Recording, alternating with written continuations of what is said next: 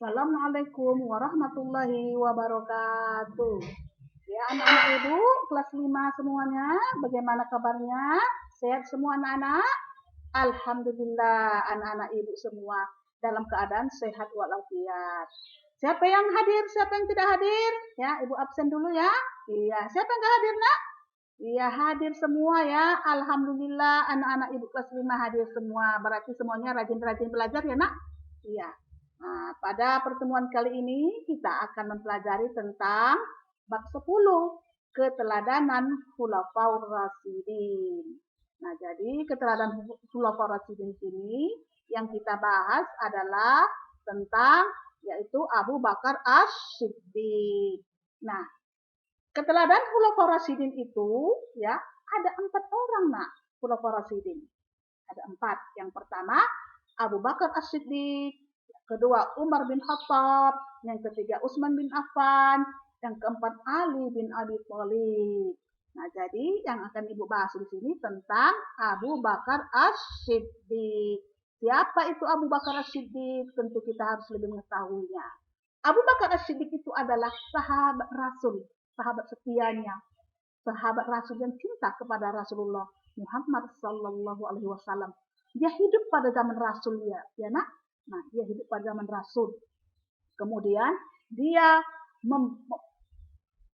berkorban, kemudian dia bersama dengan Rasul ya menyiarkan Islam sampai ke penjuru Jazirah Arab ya.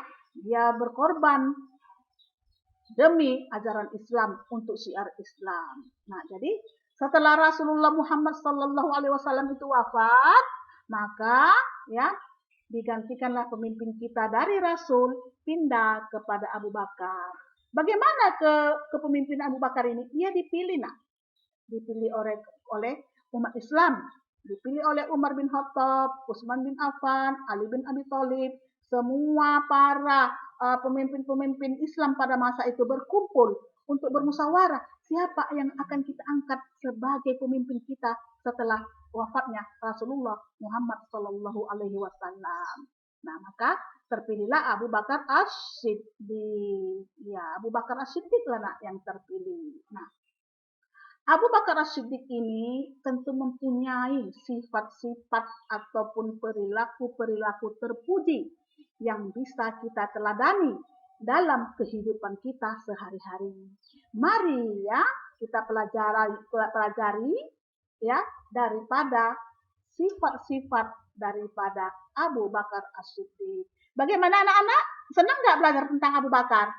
Alhamdulillah anak ibu senang ya mempelajari tentang Abu Bakar ini ya. Alhamdulillah anak-anak senang. Tentu kita harus cinta kepada Khulafaur Rasyidin. Harus cinta kepada Khulafaur Rasyidin kita. Nah, jadi di sini ya kita harus lebih kenal dulu. Tak kenal maka tak sayang. Kan demikian. Makanya harus kita mengenal dulu Abu Bakar As-Siddiq.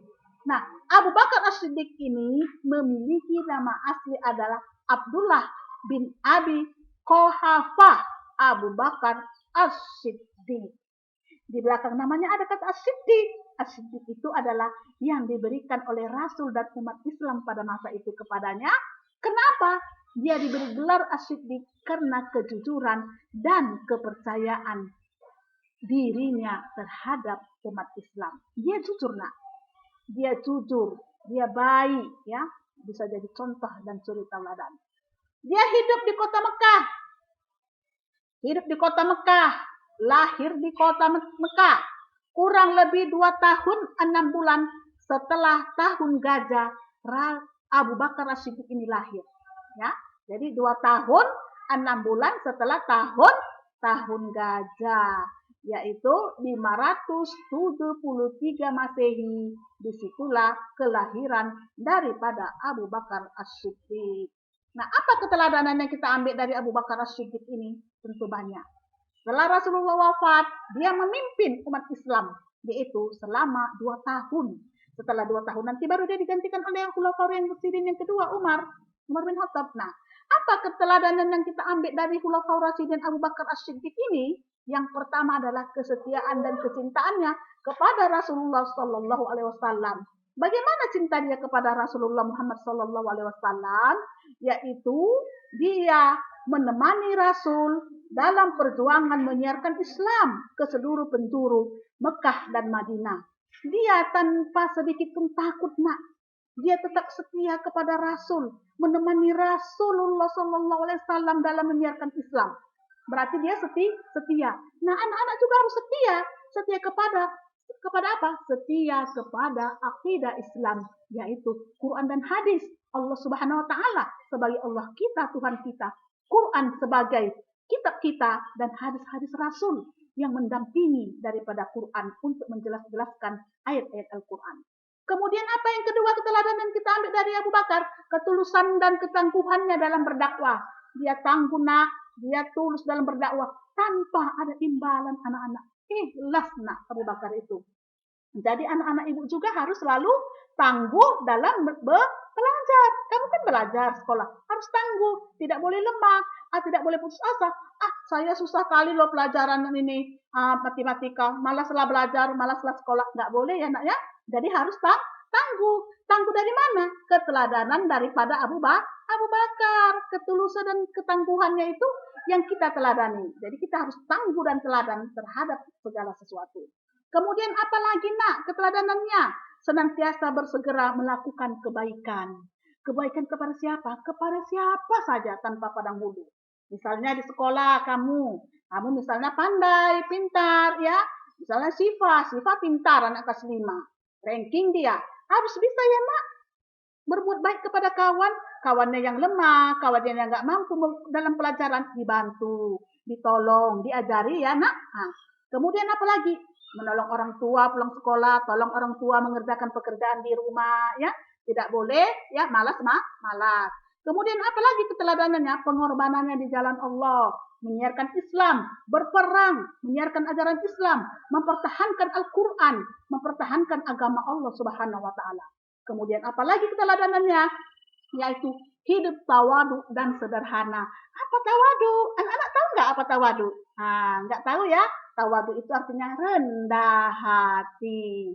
Jadi Abu Bakar itu rendah hati ya, anak ibu. Dia rendah hati kepada siapa saja.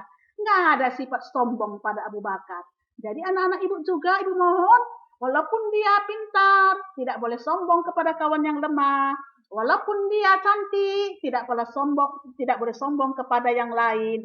Harus tawadu, rendah hati, dan sederhana. Karena kesederhanaan dari Abu Bakar ini adalah cermin daripada Rasulullah Muhammad sallallahu alaihi wasallam.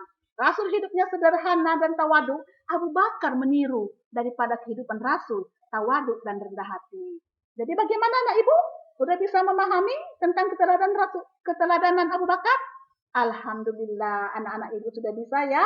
Tawadu dan rendah hati, tangguh, segera berbuat kebaikan, kemudian fisabilillah, ya, tanpa ada imbalan apa-apa, iming-iming apa-apa, berjuang menjalankan agama Allah.